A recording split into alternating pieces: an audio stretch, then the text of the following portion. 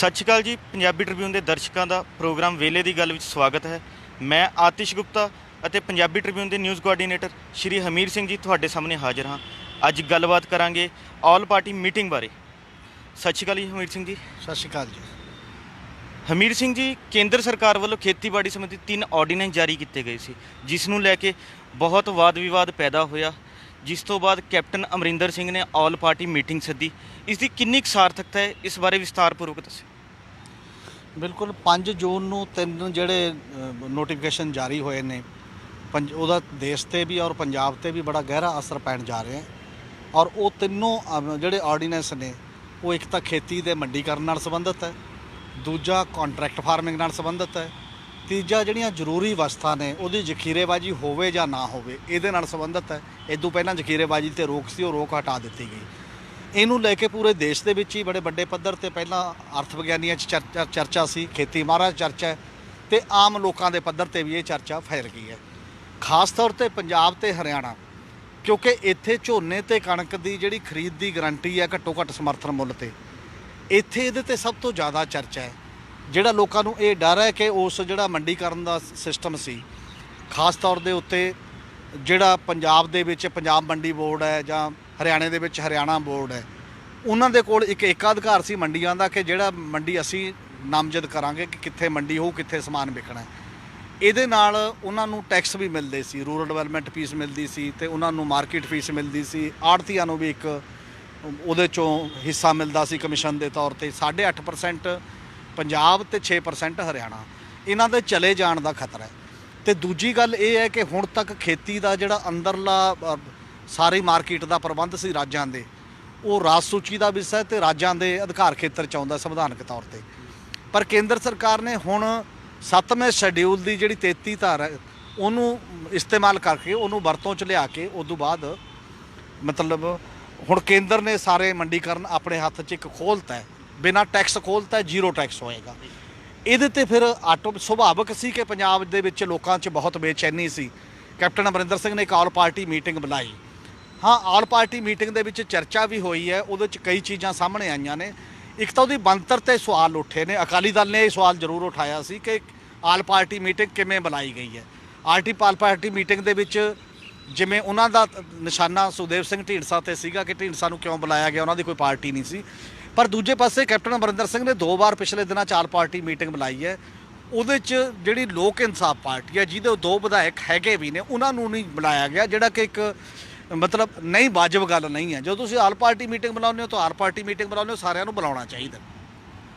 ਦੂਜੀ ਗੱਲ ਇਹ ਹੈ ਕਿ ਜਿਹੜੀ ਚਰਚਾ ਸੀ ਉਹ ਸਾਰੀ ਸਰਬ ਪਾਰਟੀ ਮੀਟਿੰਗ ਦੇ ਵਿੱਚ ਦਿਖਾਈ ਦਿੱਤਾ ਕਿ ਜਿਵੇਂ ਬਾਕੀ ਸਭ ਪਾਰਟੀਆਂ ਇੱਕ ਪਾਸੇ ਹੈਗੀਆਂ ਨੇ, ਆਮ ਆਦਮੀ ਪਾਰਟੀ ਵੀ, ਕਾਂਗਰਸ ਵੀ, ਕਮਿਊਨਿਸਟਾਂ ਦੀਆਂ ਪਾਰਟੀਆਂ, BSP, ਅਕਾਲੀ ਦਲ ਅਤੇ BJP ਦੂਜੇ ਪਾਸੇ ਨੇ। ਔਰ BJP ਨੇ ਤਾਂ ਮਤਲਬ ਉਸ ਮਤੇ 'ਤੇ ਵੀ ਜਿਹੜਾ ਸਾਂਝੇ ਤੌਰ 'ਤੇ ਪਾਸ ਕੀਤਾ, ਨਹੀਂ ਕੋਈ ਗੱਲ ਉਸ ਲੈਵਲ 'ਤੇ ਕੀਤੀ। ਪਰ ਅਕਾਲੀ ਦਲ ਦਾ ਸਟੈਂਡ ਇਹ ਬੜਾ ਅਜੀਬ ਸਟੈਂਡ ਸੀ। ਇਹ ਬਾਰ-ਬਾਰ ਅਕਾਲੀ ਦਲ ਦੇ ਪ੍ਰਧਾਨ ਸੁਖਬੀਰ ਸਿੰਘ ਬਾਦਲ ਕਹਿੰਦੇ ਰਹੇ ਕਿ ਸ਼ਹੀਦਾਂ ਦੀ ਪਾਰਟੀ ਹੈ, ਇਹ ਸੰਘੀ ਢਾਂਚੇ 'ਤੇ ਕਿਸਾਨੀ ਦੇ ਘੱਟੋ ਘੱਟ ਸਮਰਥਨ ਮੁੱਲ 'ਤੇ ਪਿੱਛੇ ਨਹੀਂ ਹਟੇਗੀ। ਇਹਦੇ ਲਈ ਮੰਤਰੀ ਗੱਠਜੋੜ ਜਾਂ ਸਰਕਾਰ ਅਹਿਮੀਅਤ ਨਹੀਂ ਰੱਖਦੀ, ਇਹਦੇ ਲਈ ਇਹ ਰੱਖਦੇ ਨੇ। ਪਰ ਜਦੋਂ ਉਹ ਆਰਡੀਨੈਂਸ ਕਹਿ ਰਹੇ ਨੇ ਕਿ ਤੁਸੀਂ ਪੜ੍ਹੇ ਨਹੀਂ, ਮੈਨੂੰ ਇਹ ਬੜੀ ਅਜੀਬ ਗੱਲ ਲੱਗਦੀ ਹੈ ਕਿ ਇਹਦਾ ਮਤਲਬ ਤੁਸੀਂ ਕੀ ਕਹਿਣਾ ਚਾਹੁੰਦੇ ਹੋ ਕਿ ਪੰਜਾਬ ਦੇ ਨਾਲ ਸੰਬੰਧਿਤ ਸਾਰੇ ਅਰਥ ਵਿਗਿਆਨੀਆਂ ਨੇ ਪੜ੍ਹੇ। ਇੰਨੇ ਅਖਬਾਰਾਂ 'ਚ ਆਰਟੀਕਲ ਅਰਥ ਸ਼ਾਸਤਰੀ ਲਿਖ ਰਹੇ ਨੇ, ਅਰਥ ਵਿਗਿਆਨੀ ਲਿਖ ਰਹੇ ਨੇ, ਔਰ ਉਹ ਸਮਝ ਕੇ ਲਿਖ ਰਹੇ ਨੇ, ਔਰ ਉਹ ਗੱਲ ਕਰ ਰਹੇ ਨੇ ਇਸ ਗੱਲ ਦੀ। ਔਰ ਜਿਹੜਾ ਉਹ ਕਹਿ ਰਹੇ ਨੇ ਸੰਘੀ ਢਾਂਚੇ ਦੇ ਬਾਰੇ ਕਾਨੂੰਨੀ ਰਾਏ ਲਵਾਂਗੇ ਕਿ ਕੀ ਸਾਡੇ ਬਸ 'ਚ 1973 'ਚ ਜਦੋਂ ਅਨੰਦਪੁਰ ਸਾਹਿਬ ਦਾ ਮਤਾ ਸੀ ਉਦੋਂ ਤੁਸੀਂ ਕਾਨੂੰਨੀ ਰਾਏ ਲੈ ਕੇ ਚੱਲਦੇ ਸੀ। ਫਿਰ ਤਾਂ ਕਾਨੂੰਨੀ ਰਾਏ ਲੈਂਦੇ, ਉਹ ਕਹਿੰਦੇ ਵੀ ਜਿੰਨੇ ਕੁ ਅਧਿਕਾਰ ਹੈਗੇ ਤੁਹਾਡੇ ਹੈਗੇ ਨੇ, ਫਿਰ ਤਾਂ ਅੰਦੋਲਨ ਕਰਨ ਦੀ ਲੋੜ ਹੀ ਨਹੀਂ ਸੀ। ਲੱਖਾਂ ਬੰਦਾ ਜੇਲ੍ਹਾਂ 'ਚ ਗਿਆ ਅਤੇ ਇੰਨੀਆਂ ਕੁਰਬਾਨੀਆਂ ਕੀਤੀਆਂ ਕਿ ਰਾਜਾਂ ਨੂੰ ਵੱਧ ਅਧਿਕਾਰ ਹੋਣੇ ਚਾਹੀਦੇ ਨੇ। ਹੁਣ ਤੁਸੀਂ ਜਿੰਨੇ ਕੁ ਅਧਿਕਾਰ ਨੇ ਉਹ 'ਤੇ ਵੀ ਕਾਨੂੰਨੀ ਰਾਏ ਲੈ ਰਹੇ ਹੋ। ਤੁਸੀਂ ਕਾਨੂੰਨੀ ਰਾਏ ਲਈ ਜਿਹੜਾ NIA ਐਕਟ ਪਾਸ ਕੀਤਾ ਗਿਆ, ਨੈਸ਼ਨਲ ਇਨਵੈਸਟੀਗੇਸ਼ਨ ਏਜੰਸੀ ਦਾ, ਜਿਹਦੇ 'ਤੇ ਅਨਲਾਫੁਲ ਐਕਟੀਵਿਟੀ ਵਾਲਾ ਜਿਹੜਾ ਕਾਨੂੰਨ ਹੈ, ਉਹਦੇ ਤਹਿਤ ਸਿੱਧਾ ਤੁਹਾਡੇ ਰਾਜਾਂ 'ਚੋਂ ਬੰਦੇ ਫੜ ਕੇ ਉਹਨਾਂ 'ਤੇ ਪਰਚੇ ਦਰਜ ਕੀਤੇ ਜਾ ਸਕਦੇ ਨੇ। ਤੁਹਾਡੀ DG, ਤੁਹਾਡਾ ਲਾਅ ਐਂਡ ਆਰਡਰ ਵੀ ਤੁਹਾਡੇ ਵੱਸ 'ਚ ਨਹੀਂ ਹੈ। ਇਸੇ ਤਰ੍ਹਾਂ ਜਿਹੜੇ ਨਾਗਰਿਕ ਰਜਿਸਟਰ ਤੋਂ ਲੈ ਕੇ ਨਾਗਰਿਕ ਦੇ ਸਿਟੀਜ਼ਨ ਰਾਈਟਸ ਦਾ ਕੁਐਸਚਨ ਸੀ, ਉਹਨਾਂ 'ਤੇ 11 ਸੂਬਿਆਂ ਦੇ ਮੁੱਖ ਮੰਤਰੀਆਂ ਨੇ ਇਹ ਕਿਹਾ ਕਿ ਇਹ ਨਹੀਂ ਹੈ ਠੀਕ ਔਰ ਇਹਦਾ ਵਿਰੋਧ ਕਰਨਾ ਚਾਹੀਦਾ, ਪਰ ਕੁਝ ਨਹੀਂ ਪੁੱਛਿਆ। ਕੀ ਸੁਖਬੀਰ ਬਾਦਲ ਦੀ ਪਾਰਟੀ ਨੂੰ ਵੀ ਐਨਡੀਏ ਦੇ ਉਹ ਮੈਂਬਰ ਨੇ ਇਹ ਆਰਡੀਨੈਂਸ ਲਿਆਉਣ ਤੋਂ ਬਾਅਦ ਉਹਨਾਂ ਨਾਲ ਚਰਚਾ ਕੀਤੀ? ਕਿਸੇ ਸੂਬਾ ਸਰਕਾਰਾਂ ਤਾਂ ਛੱਡੋ, ਸੂਬੇ ਸਰਕਾਰਾਂ ਨਾਲ ਤਾਂ ਚਰਚਾ ਹੋਈ ਹੋਣੀ ਹੈ। ਔਰ ਲਗਾਤਾਰ ਜਿਹੜਾ ਸੰਘੀ ਢਾਂਚਾ ਉਹ ਬੜਾ ਹੀ ਸੀਮਤ ਕੀਤਾ ਜਾ ਰਿਹਾ ਹੈ। ਇਹਦੇ 'ਚ ਕਾਨੂੰਨ ਦੇ ਉਸ ਲੈਵਲ 'ਤੇ ਗੱਲ ਨਹੀਂ ਹੈ। ਕਾਨੂੰਨ 'ਚ ਇੱਕ ਚੋਰ ਮੋਰੀ ਰੱਖੀ ਗਈ ਹੈ। ਔਰ ਸੰਵਿਧਾਨ 'ਚ ਜਿਹੜਾ ਅਕਾਲੀ ਦਲ ਲੜਿਆ ਅਨੰਦਪੁਰ ਸਾਹਿਬ ਦਾ ਮਤਾ, ਅਨੰਦਪੁਰ ਸਾਹਿਬ ਦੇ ਮਤੇ ਤੋਂ ਬਾਅਦ ਇੱਕ ਸਰਕਾਰੀਆ ਕਮਿਸ਼ਨ ਬਣਿਆ ਸੀ। ਸਰਕਾਰੀਆ ਕਮਿਸ਼ਨ ਦੇ ਕੋਲ ਤਾਮਿਲਨਾਡੂ ਨੇ ਤੇ ਵੈਸਟ ਬੰਗਾਲ ਨੇ ਜਿਹੜਾ ਮੈਮੋਰੰਡਮ ਦਿੱਤਾ ਸੀ, ਉਹਦੇ 'ਚ ਖਾਸ ਤੌਰ ਤੇ ਮੰਗ ਕੀਤੀ ਗਈ ਕਿ ਇਹ ਜਿਹੜਾ 33 ਸ਼ੈਡਿਊਲ 'ਚ 33ਵਾਂ ਜਿਹੜਾ ਇੱਕ ਇੰਦਰਾਜ ਹੈ ਉਹਨੂੰ ਕੱਢ ਕੇ ਰਾਜਾਂ ਦੀ ਸੂਚੀ 'ਚ ਪਾਓ, ਕਿਉਂਕਿ ਅੱਗੇ ਜਾ ਕੇ ਇਹਦੇ ਘੋੜੇ ਤੇ ਸਵਾਰੀ ਹੋ ਕੇ ਤੁਸੀਂ ਰਾਜਾਂ ਦੀਆਂ ਤਾਕਤਾਂ ਘਟਾ ਸਕਦੇ ਹੋ।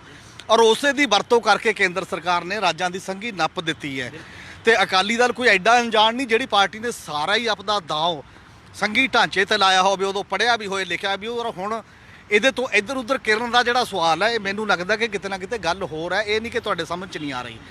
ਦੂਜੀ ਗੱਲ ਐਮਐਸਪੀ ਦੀ ਹੈ ਕਿ ਇਹਦੇ 'ਚ ਕਿਤੇ ਨਹੀਂ ਲਿਖਿਆ ਗਿਆ ਜੀ ਤਿੰਨੇ ਆਰਡੀਨੈਂਸਾਂ ਦੇ ਵਿੱਚ ਐਮਐਸਪੀ ਨਹੀਂ ਜਾਏਗੀ, ਬਲਕਿ ਜੇਕਰ ਤੁਸੀਂ ਇਮਾਨਦਾਰ ਹੋ ਐਮਐਸਪੀ ਨਹੀਂ ਜਾਏਗੀ, ਇਹਨਾਂ 'ਚ ਲਿਖਿਆ ਜਾਣਾ ਚਾਹੀਦਾ ਹੈ। ਔਰ ਕਿਸੇ ਐਕਟ 'ਚ ਲਿਖਿਆ ਜਾਣਾ ਚਾਹੀਦਾ ਸੀ, ਲਿਖਿਆ ਕਿਉਂ ਨਹੀਂ ਗਿਆ? ਇਹ ਤਾਂ ਸਗੋਂ ਦੂਜੇ ਪਾਸੇ ਜਾਂਦਾ ਹੈ। ਔਰ ਤੁਹਾਨੂੰ ਅੱਜ ਦੀ ਗੱਲ ਨਹੀਂ ਹੈ ਕਿ ਇੱਕ ਮੰਤਰੀ ਤੇ ਯਕੀਨ ਕਰੋ, ਉਹ ਕਹਿੰਦੇ ਨੇ ਜੇ ਤੁਹਾਨੂੰ ਨਹੀਂ ਯਕੀਨ ਲਿਖ ਕੇ ਅਰਜੀ ਦੇ ਦਿਓ। ਅਰਜ਼ੀਆਂ ਨਾਲ ਨਹੀਂ ਕੰਮ ਚੱਲਦੇ। ਪਹਿਲਾਂ ਮੈਨੀਫੈਸਟੋ 'ਚ ਦਰਜ ਸੀ ਕਿ ਅਸੀਂ ਡਾਕਟਰ ਸਵਾਮੀਨਾਥਨ ਰਿਪੋਰਟ ਲਾਗੂ ਕਰਾਂਗੇ, ਤੇ ਮੈਨੀਫੈਸਟੋ ਤੋਂ ਬਾਅਦ ਸੁਪਰੀਮ ਕੋਰਟ ਦੇ ਵਿੱਚ ਜਾ ਕੇ ਤੁਸੀਂ ਹਲਫੀਆ ਬਿਆਨ ਦਿੰਦੇ ਹੋ ਮੋਦੀ ਸਰਕਾਰ ਪਿਛਲੀ ਕਿ ਇਹ ਲਾਗੂ ਹੋਏ ਨਹੀਂ ਸਕਦੀ। ਫਿਰ ਤੁਸੀਂ ਆ ਕੇ ਇੱਕ ਗੱਲ ਕਹਿ ਦਿੰਦੇ ਹੋ ਤੀਜਾ ਵੀ ਅਸੀਂ ਤਾਂ ਲਾਗੂ ਵੀ ਕਰਤੀ, ਉਹਦੀ ਪਰਿਭਾਸ਼ਾ ਬਦਲਤੀ। ਔਰ ਇਹ ਚੀਜ਼ਾਂ ਮਤਲਬ ਵਿਸ਼ਵਾਸ ਜਿਹੜਾ ਇਕੱਲਾ ਭਰੋਸਾ ਕਰੋ ਬਿਨਾਂ ਲਿਖਤੀ, ਇੱਥੇ ਤਾਂ ਲਿਖਤੀ ਨਹੀਂ ਚੱਲਦਾ ਤੇ ਭਰੋਸਾ ਕਿਵੇਂ ਚੱਲੂ? ਫਿਰ ਇੱਕ ਗੱਲ ਇਹ ਹੋ ਰਹੀ ਹੈ ਕਿ ਜੀ ਕੰਟਰੈਕਟ ਫਾਰਮਿੰਗ ਤਾਂ ਪੰਜਾਬ ਦੀ ਸਰਕਾਰ ਨੇ ਵੀ ਪਾਸ ਕਰ 2013 'ਚ ਹੋਇਆ ਸੀ, ਉਦੋਂ ਅਕਾਲੀ ਬੀਜੇਪੀ ਸਰਕਾਰ ਸੀ। ਕੰਟਰੈਕਟ ਫਾਰਮਿੰਗ ਐਕਟ ਪਾਸ ਹੋ ਗਿਆ ਸੀ। ਜੇ ਤੁਹਾਨੂੰ ਲੱਗਦਾ ਸੀ ਕਿ ਐਡਾ ਹੀ ਕਿਸਾਨਾਂ ਦੇ ਹਿੱਤ 'ਚ ਹੈ ਤਾਂ ਨੋਟੀਫਾਈ ਕਿਉਂ ਨਹੀਂ ਹੋਇਆ? ਉਹਦੇ ਰੂਲ 'ਚ ਕਿਉਂ ਨਹੀਂ ਫਰੇਮ ਹੋਏ? 2013 ਤੋਂ ਲੈ ਕੇ 2017 ਤੱਕ ਤਾਂ ਤੁਸੀਂ ਪੰਜਾਬ ਦੀ ਸੱਤਾ ਤੇ ਕਾਬਜ ਰਹੇ ਹੋ। ਜੇ ਤੁਹਾਨੂੰ ਲੱਗਦਾ ਸੀ ਕਿ ਠੀਕ ਹੈ ਤਾਂ ਕਿਉਂ ਨਹੀਂ ਨੋਟੀਫਾਈ ਹੋਇਆ?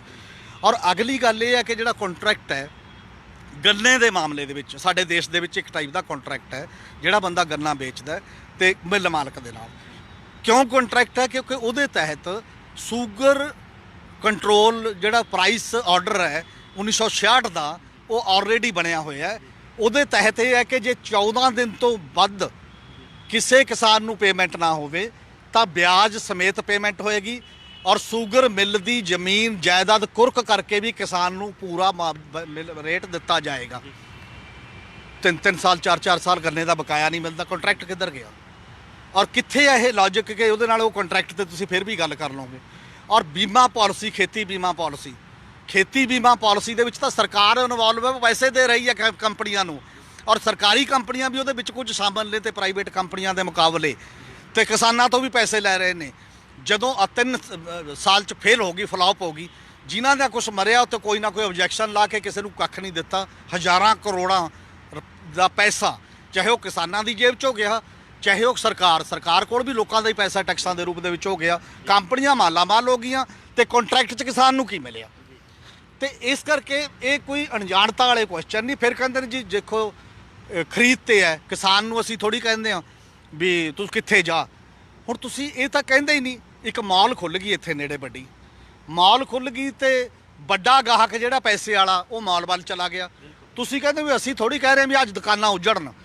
ਅਮਰੀਕਾ ਦੇ ਵਿੱਚ ਇੱਕ ਸਟੱਡੀ ਹੈ, ਇਸ ਗੱਲ ਤੇ ਅਧਿਐਨ ਹੋਇਆ ਕਿ ਇੱਕ ਮਾਲ ਖੁੱਲ੍ਹਣ ਨਾਲ 1700 ਦੁਕਾਨ ਉਜੜਦੀ ਹੈ। ਔਰ ਉਹਦੇ ਕੋਲ ਕੇਵਲ ਉਧਾਰ ਵਾਲਾ ਰਹਿ ਜਾਂਦਾ, ਜਿਹੜਾ ਟੈਕਸ ਵਾਲਾ ਬੰਦਾ, ਆਮ ਕੈਸ਼ ਵਾਲਾ ਬੰਦਾ, ਉਹ ਚਲਾ ਜਾਂਦਾ। ਇਸ ਕਰਕੇ ਜਦੋਂ ਸਾਡੇ ਸਾਹਮਣੇ ਤਜਰਬੇ ਨੇ, ਜਿਹੜੀਆਂ ਕੰਪਨੀਆਂ ਆਉਣਗੀਆਂ ਉਹਨਾਂ ਕੰਪਨੀਆਂ ਨੂੰ ਵੀ ਲਿਆ ਕੇ ਤੁਸੀਂ ਕਹਿ ਰਹੇ ਹੋ ਕਿ ਅਸੀਂ ਇਸ ਲੈਵਲ ਦੀ ਖੇਤੀ ਪ੍ਰਗਟ ਕਰਾਂ, ਫਿਰ ਕਿਸਾਨ ਇਹ ਤਾਂ ਅਸੀਂ ਨਾ ਕਹੋ ਇੱਕ ਡਿਵੈਲਪਮੈਂਟ ਦਾ ਮਾਡਲ ਹੈ। ਤੁਸੀਂ ਕਹੋ ਫਿਊਚਰ ਕਾਰਪੋਰੇਟ ਕੰਪਨੀ ਤੋਂ ਬਿਨਾਂ ਨਹੀਂ ਹੈ। ਜਿਹੜਾ ਇੱਕ ਗੱਲ ਉਸ ਮੀਟਿੰਗ 'ਚ ਇਹ ਉੱਠੀ ਕਿ ਹਾਂਜੀ ਇਦੋਂ ਪਹਿਲਾਂ ਹੀ ਕੰਪਨੀਆਂ ਨੂੰ ਤਾਂ ਅਸੀਂ ਟੈਕਸ ਨਹੀਂ ਲੈ ਰਹੇ। ਉਹ ਟੈਕਸ ਨਹੀਂ ਲੈ ਰਹੇ। ਹੁਣ ਦੀ ਪੰਜਾਬ ਦੇ ਕਿਸਾਨ ਦੀ ਸਮੱਸਿਆ ਅਨਾਜ ਨਾਲ ਜੁੜੀ ਹੋਈ ਹੈ। ਔਰ ਕੋਈ ਕੰਪਨੀ ਇਹੋ ਜਿਹੀ ਨਹੀਂ ਹੈ ਕਿ ਉਹ ਕਣਕ ਤੇ ਚੌਲ ਖਰੀਦੇ ਉਹ ਤੋਂ ਤੁਸੀਂ ਟੈਕਸ ਨਹੀਂ ਲੈ ਰਹੇ। ਉਹ ਸਬਜ਼ੀਆਂ ਦੇ ਮਾਮਲੇ 'ਚ ਹੈ, ਬਾਗਬਾਨੀ ਦੇ ਮਾਮਲੇ 'ਚ ਹੈ, ਬਾਕੀ ਮਾਮਲੇ ਦੇ ਵਿੱਚ ਹੈ। ਇਸੇ ਕਰਕੇ ਕਿਸਾਨ ਬਲਕਿ ਇਹ ਕਹਿ ਰਿਹਾ ਹੈ ਕਿ ਸਬਜ਼ੀਆਂ, ਬਾਗਬਾਨੀ, ਮੱਕੀ, ਜਿਹੜੀਆਂ ਬਾਕੀ 23 ਫਸਲਾਂ ਨੇ ਜਿਹਦੀਆਂ ਤੁਸੀਂ ਐਮਐਸਪੀ ਅਨਾਉਂਸ ਕਰਤੀ, ਉਹ ਐਮਐਸਪੀ ਤੇ ਖਰੀਦੋ।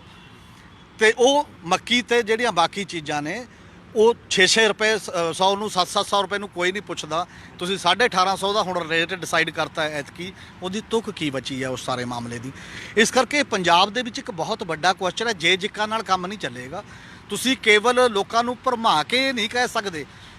ਆਰਡੀਨੈਂਸ ਤਾਂ ਇਹੀ ਕਹਿੰਦੇ ਨੇ ਜੋ ਉਹਨਾਂ ਦੀ ਜ਼ੁਬਾਨ ਹੈ। ਫਿਰ ਤੁਸੀਂ ਕਹਿ ਰਹੇ ਹੋ ਕਿ ਜੀ ਝਗੜਾ ਹੋ ਗਿਆ ਤਾਂ ਸਾਡੇ ਅਫਸਰ ਨੇ ਉੱਥੇ, ਸਾਡਾ ਐਸਡੀਐਮ ਹੈ, ਸਾਡੇ ਫਲਾਣੇ ਬੰਦੇ ਨੇ। ਔਰ ਜੇ ਤੁਸੀਂ ਲੋਕਾਂ ਨੂੰ ਤਾਂ ਬਹੁਤ ਜ਼ਿਆਦਾ ਪਤਾ ਹੈ ਐਸਡੀਐਮ ਦਫ਼ਤਰਾਂ ਦੇ ਵਿੱਚ, ਥਾਣਿਆਂ ਦੇ ਵਿੱਚ ਜਾ ਕੇ ਉਹਨਾਂ ਨਾਲ ਕੀ ਵਾਪਰਦੀ ਹੈ। ਜੇ ਤੁਹਾਡੇ ਅਫਸਰ ਨੇ ਤੇ ਉਹ ਇਸ ਲੈਵਲ ਦੇ ਇਨਸਾਫ ਕਰਨ ਦੇ ਕਾਬਲ ਨੇ ਤਾਂ ਪੰਜਾਬ ਦੇ ਲੋਕ ਡੇਲੀ ਕਿਉਂ ਰੋ ਰਹੇ ਨੇ ਕਿ ਸਾਨੂੰ ਕਿਤੇ ਇਨਸਾਫ ਨਹੀਂ ਮਿਲਦਾ ਤੇ ਸਾਨੂੰ ਕਿਤੇ ਉਹ ਨਹੀਂ। ਉਹਦੇ ਤੇ ਉਹ ਯਕੀਨ ਕਿਵੇਂ ਕਰ ਲੈਣ ਤੁਹਾਡੀ ਅਫਸਰੀ ਤੇ, ਜਿਹੜੇ ਇਹ ਕਹਿੰਦੇ ਨੇ ਇੱਕ ਪਾਸੇ ਦਿਓ ਕੱਦ ਮਲਟੀਨੈਸ਼ਨਲ ਹੋਏਗੀ, ਦੂਜੇ ਪਾਸੇ ਵਿਚਾਰਾ 2, 2.5, 5 ਏਕੜ ਵਾਲਾ ਕਿਸਾਨ ਹੋਏਗਾ। ਉਹਦੀ ਕੀ ਔਕਾਤ ਹੈ ਕਿ ਉਹ ਲੈ ਲੇ। ਬਾਕੀ ਤੁਸੀਂ ਕੋਰਟ 'ਚੋਂ ਵੀ ਉਹਨੂੰ ਬਾਹਰ ਕੱਢਤਾ, ਸਗੋਂ ਉਹ ਵੀ ਲਿਆ ਕੇ ਇੱਕ ਸਿੰਪਲ ਸਧਾਰਨ ਅਫਸਰ ਦੇ ਪੱਲੇ ਪਾਤੀ ਹੈ, ਜਿਹੜੀ ਦੀ ਸਾਰੀ ਗੱਲ ਹੈ। ਇਸ ਕਰਕੇ ਇਹ ਐਕਚੁਅਲੀ ਉਸ ਸੈਕਟਰ ਦੇ ਵਿੱਚ ਹੀ ਲਿਖਿਆ ਹੋਇਆ ਕਿ ਈਜ਼ ਦਾ ਬਿਜ਼ਨਸ ਹੈ, ਵਪਾਰ ਸੌਖਾ ਕਰਨਾ ਹੈ, ਵਪਾਰੀ ਲਈ ਸੌਖਾ ਹੈ। ਕਿਸਾਨ ਨੇ ਨਹੀਂ ਵੀ ਕਿਤੇ ਵੀ ਲਿਜਾ ਕੇ ਵੇਚਣਾ, ਕਿਸਾਨ ਦੀ ਮੰਡੀ ਇੱਥੇ ਹੀ ਹੁੰਦੀ ਹੈ, ਲੋਕਲ ਹੁੰਦੀ ਹੈ। ਇੱਥੋਂ ਵਪਾਰੀ ਨੇ ਜ਼ਖੀਰਾ ਪੈਦਾ ਕਰਨਾ ਹੈ। ਔਰ ਇਹ ਗੱਲ ਉਦੋਂ ਅੱਗੇ ਚਲੀ ਗਈ ਹੈ। ਇਦੋਂ ਪਹਿਲਾਂ ਵੀ ਜਿਹੜਾ ਖੇਤੀ ਲਾਗਤ ਤੇ ਜਿਹੜਾ ਮੁੱਲ ਕਮਿਸ਼ਨ ਹੈ, ਉਹਦੀਆਂ ਦੋਨੋਂ ਮੇਰੇ ਖਿਆਲ ਹੈ ਸੁਖਬੀਰ ਬਾਦਲ ਹੋਣੀ ਜਾਂ ਬਾਕੀ ਦੇ ਲੋਕਾਂ ਨੇ ਪੜ੍ਹੀਆਂ ਹੋਣੀਆਂ ਚਾਹੀਦੀਆਂ ਨੇ, ਰਿਪੋਰਟਾਂ ਸ਼ਾਇਦ ਪੜ੍ਹੀਆਂ ਹੋਣਗੀਆਂ, ਹਾੜੀ ਦੀ ਵੀ, ਸੌਣੀ ਦੀ ਵੀ। ਇਹ ਤਿੰਨੇ ਡਰਾਫਟ ਉਹਦੇ 'ਚ ਕੀਤਾ, ਉਹਦੇ 'ਚ ਬੜਾ ਕਲੀਅਰ ਲਿਖਿਆ। ਸਾਂਤਾ ਕੁਮਾਰ ਕਮੇਟੀ 'ਚ ਤਾਂ ਲਿਖਿਆ ਹੀ ਹੈ, ਉਹ 'ਚ ਕਲੀਅਰ ਲਿਖਿਆ ਕਿ ਕਣਕ ਤੇ ਝੋਨੇ ਦੀ ਦਾਣਾ ਖਰੀਦਣ ਦੀ ਸਕੀਮ ਰਿਵਿਊ ਕਰੋ। ਉਨੀ ਨਹੀਂ ਖਰੀਦੀ ਜਾਣੀ ਚਾਹੀਦੀ, ਕੇਵਲ ਜਨਤਕ ਵੰਡ ਪ੍ਰਣਾਲੀ ਵਰ ਜੋਗੀ ਖਰੀਦੋ। ਉਹਦੇ 'ਚ ਕਲੀਅਰ ਲਿਖਿਆ ਕਿ ਐਮਐਸਪੀ ਦੇ ਰਜੀਮ ਦੀ ਬਜਾਏ ਪ੍ਰਾਈਵੇਟ ਮੰਡੀਆਂ ਨੂੰ ਦਿਓ ਤੇ ਕਾਰਪੋਰੇਟ ਇਨਵੈਸਟਮੈਂਟ ਜ਼ਰੂਰੀ ਹੈ। ਉਹਦੇ 'ਚੋਂ ਸਾਰੀਆਂ ਚੀਜ਼ਾਂ ਲਿਖੀਆਂ ਨੇ, ਉਹਨੂੰ ਅੱਗੇ ਅਮਲਯੋਗ ਹੀ ਬਣਾਇਆ। ਇਕੱਲਾ ਇਦੋਂ ਵੱਧ ਕੋਈ ਫਰਕ ਨਹੀਂ ਪਿਆ। ਇਸ ਲਈ ਜਿਹੜਾ ਅਸੀਂ ਇਹ ਕਹਿੰਦੇ ਹਾਂ ਕਿ ਜੀ ਉਹਦੇ 'ਚ ਕੁਝ ਨਹੀਂ ਹੈ ਜੀ, ਇਹ ਐਵੇਂ ਹੀ ਕਿਹਾ ਜਾ ਰਿਹਾ ਹੈ ਕਿਸੇ ਦੀ ਰਹਿ ਲਓ, ਉਹਨੇ ਨਾਲ ਇਹ ਕੰਮ ਚੱਲਣ ਵਾਲਾ ਨਹੀਂ ਹੈ। ਔਰ ਇਸੇ ਕਰਕੇ ਇਹ ਹੈ ਕਿ ਜਿਹੜੇ ਲੋਕ ਕਹਿੰਦੇ ਨੇ ਕਿ 2022 'ਚ ਕਿਸਾਨਾਂ ਦੀ ਆਮਦਨ ਦੁੱਗਣੀ ਕਰ ਦੇਣੀ ਹੈ ਔਰ ਲਗਾਤਾਰ ਇੱਕ ਮੈਨੂੰ ਤਾਂ ਲੱਗਦਾ ਕਿਸਾਨਾਂ ਦੀ ਆਮਦਨ ਦੁੱਗਣੀ ਕਰਨ ਦਾ ਹੁਣੇ ਹੋ ਜੂਗੀ, ਹੋ ਚੁੱਕੀ ਹੈ। ਬਾਕੀ ਤਾਂ ਬਾਅਦ ਦੀ ਗੱਲ ਹੈ। ਔਰ ਇਹਦੇ ਤੇ ਵੀ ਸਵਾਲ ਨਹੀਂ ਪੈਦਾ ਕਰ ਰਹੇ ਕਿ ਇੱਕ ਡੈਮੋਕ੍ਰੇਸੀ ਹੈ, ਡੈਮੋਕ੍ਰੇਸੀ ਦੇ ਵਿੱਚ ਇਹੋ ਜਿਹੀ ਕਿਹੜੀ ਐਮਰਜੈਂਸੀ ਹੈ ਜਿਹੜੀ ਐਮਰਜੈਂਸੀ ਦੇ ਕਰਕੇ ਤੁਹਾਨੂੰ ਆਰਡੀਨੈਂਸ ਲਿਆਉਣਾ ਪਿਆ। ਤੁਸੀਂ ਨਾ ਰਾਜਾਂ ਨਾਲ ਸਲਾਹ ਕਰਦੇ ਹੋ, ਨਾ ਕਿਸਾਨ ਜਥੇਬੰਦੀਆਂ ਨਾਲ ਸਲਾਹ ਕਰਦੇ ਹੋ, ਨਾ ਪਾਰਲੀਮੈਂਟ ਦੇ ਵਿੱਚ ਚਰਚਾ ਕਰਾਉਂਦੇ ਹੋ। ਐਡੀ ਤੇਜ਼ੀ ਕਿਹੜੀ ਹੈ? ਤੇਜ਼ੀ ਕੇਵਲ ਇੱਕੋ ਹੀ ਹੈ ਕਿ ਕੋਵਿਡ-19 ਦੇ ਕਰਕੇ ਲੋਕ ਹੁਣ ਬੋਲ ਨਹੀਂ ਪਾ ਰਹੇ ਔਰ ਉਹਨਾਂ ਦਾ ਇਕੱਠ ਨਹੀਂ ਓਡੇ ਪੱਧਰ ਤੇ ਹੋ ਰਹੇ। ਇਸ ਲਈ ਵਾਟਰ ਟੈਸਟ ਕਰੋ ਫਟਾਫਟ, ਆਪਾਂ ਇਹਨੂੰ ਲਾਗੂ ਕਰ ਦਿਓ, ਉਦੋਂ ਬਾਅਦ ਕੁਝ ਨਹੀਂ ਕਰ ਸਕਣਗੇ ਉਸ ਪੱਧਰ ਦੇ ਉੱਤੇ।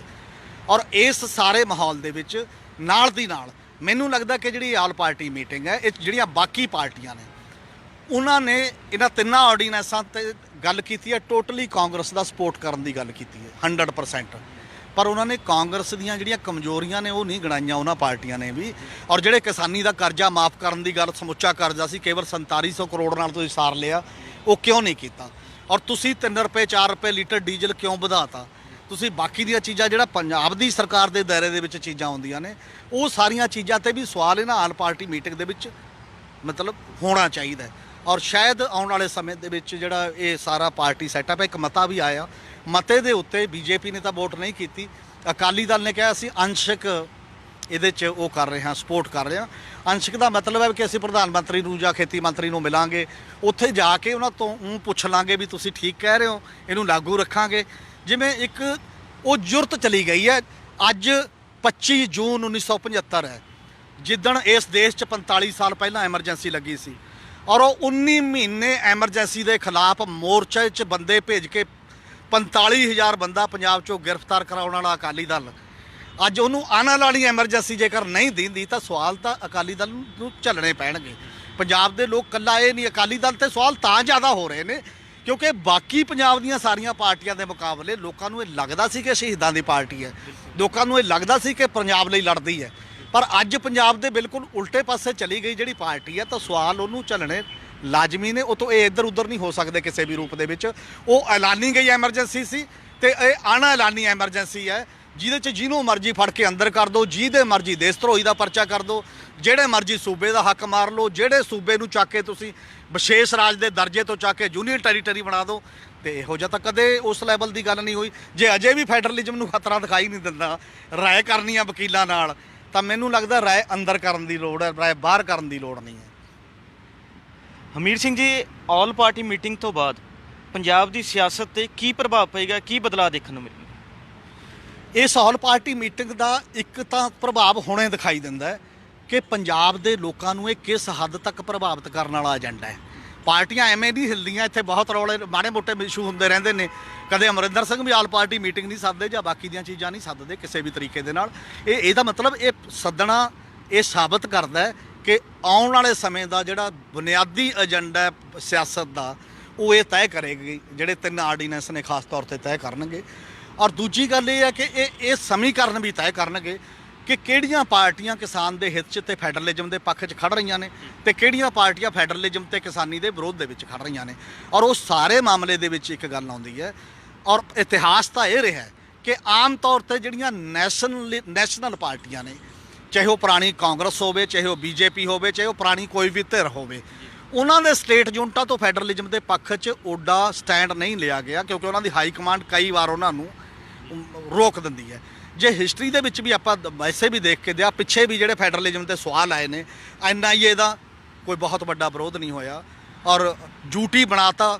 ਬਿਲਕੁਲ ਜੰਮੂ ਕਸ਼ਮੀਰ ਦਾ ਜਿਹੜਾ ਰੁਤਬਾ ਤੋੜ ਕੇ ਤੁਸੀਂ ਉੱਥੇ ਕਾਂਗਰਸ ਵੀ ਬਿਖਰਦੀ ਨਜ਼ਰ ਆਈ ਹੈ ਤੇ ਬਾਕੀ ਪਾਰਟੀਆਂ ਨੇ ਵੀ ਆਮ ਆਦਮੀ ਪਾਰਟੀ ਤੋਂ ਲੈ ਕੇ ਅਕਾਲੀ ਦਲ ਤੋਂ ਲੈ ਕੇ ਸਭ ਨੇ ਸਪੋਰਟ ਕੀਤੀ ਹੈ। ਔਰ ਗੱਲ ਸਹੇ ਦੀ ਨਹੀਂ ਹੁੰਦੀ, ਗੱਲ ਪੈਸੇ ਦੀ ਹੁੰਦੀ ਹੈ। ਅੱਜ ਉਹ ਇਹ ਕਹਿ ਰਹੇ ਨੇ, ਪਰ ਉਸ ਅਕਾਲੀ ਦਲ ਦਾ ਜਦੋਂ 1975 ਸੀਗਾ, ਮੈਨੂੰ ਲੱਗਦਾ ਕਿ ਜੇਕਰ ਆਉਣ ਵਾਲੇ ਦਿਨਾਂ 'ਚ ਖੇਤਰੀ ਪਾਰਟੀ ਦੀ ਪੰਜਾਬ ਦੀ ਜਿਹੜੀ ਲੋੜ ਹੈ ਉਹ ਮਹਿਸੂਸ ਕੀਤੀ ਜਾਏਗੀ ਇਸ ਪੱਧਰ ਦੇ ਉੱਤੇ। ਉਹਦਾ ਕਾਰਨ ਇਹ ਹੈ ਕਿ ਜਦੋਂ ਅਕਾਲੀ ਦਲ ਦੇ ਲੀਡਰਾਂ ਨੂੰ ਕਿਹਾ, ਅਕਾਲੀ ਇਹ ਮਾਣ ਨਾਲ ਦੱਸਦੇ ਨੇ ਕਿ ਤੁਸੀਂ ਐਮਰਜੈਂਸੀ ਤੋਂ ਕੀ ਲੈਣਾ, ਤੁਸੀਂ ਆਪਣੀ ਸਰਕਾਰ ਚਲਾਓ, ਬਣਾਓ, ਪੰਜਾਬ ਦੇ ਵਿੱਚ ਤੁਹਾਡੇ ਨਾਲ ਸਾਡੀ ਦੋਸਤੀ ਹੈ, ਕੁਝ ਨਹੀਂ ਕਹਿੰਦੇ, ਤੁਸੀਂ ਕਿਉਂ ਪੰਗਾ ਲੈਂਦੇ ਹੋ।